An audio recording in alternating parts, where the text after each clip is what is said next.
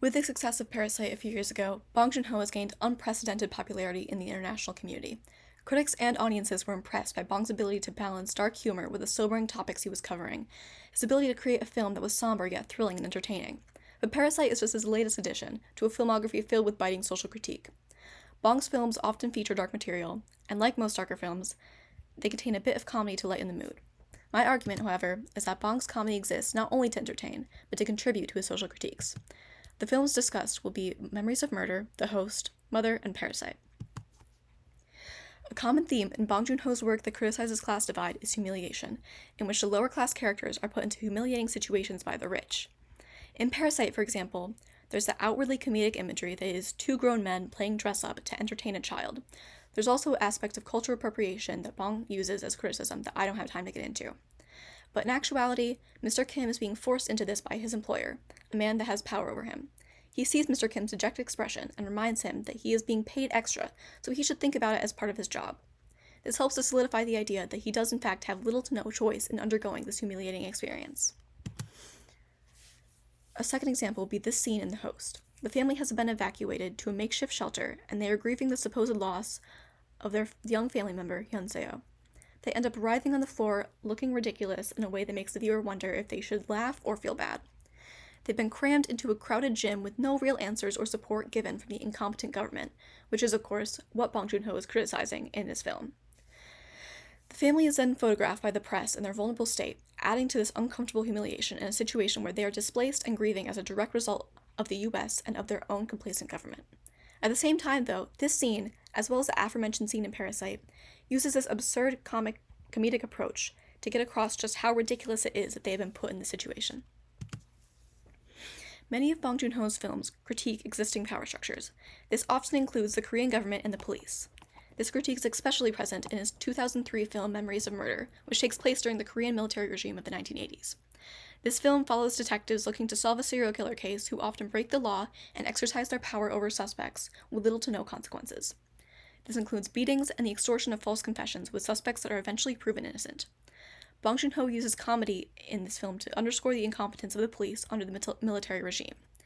In one scene, one detective dropkicks another detective in a case of mistaken identity, where he believes him to be the serial killer on zero evidence. A recurring source of dark comedy in the film is the interrogation scenes, in which the characters use violence to get a confession from their suspects. This includes hanging a man upside down while he is wearing frilly red underwear, which isn't part of the torture but adds to the comedic imagery, and one of the officers covering his boot with a slipper so that he doesn't get his boot dirty while kicking the suspect. What they're doing is inhumane, and you want to feel bad for the suspects, but at the same time, the scene is just so ridiculous that it's funny, and the butt of the joke is the absurdity of the very real and serious threat that is police incompetence. Something similar occurs in Bong's 2009 film Mother, in which the police officers threaten a mentally disabled young man suspected of murder by having him bite down on an apple and then punching the apple out of his mouth, after which they coerce him into signing a confession.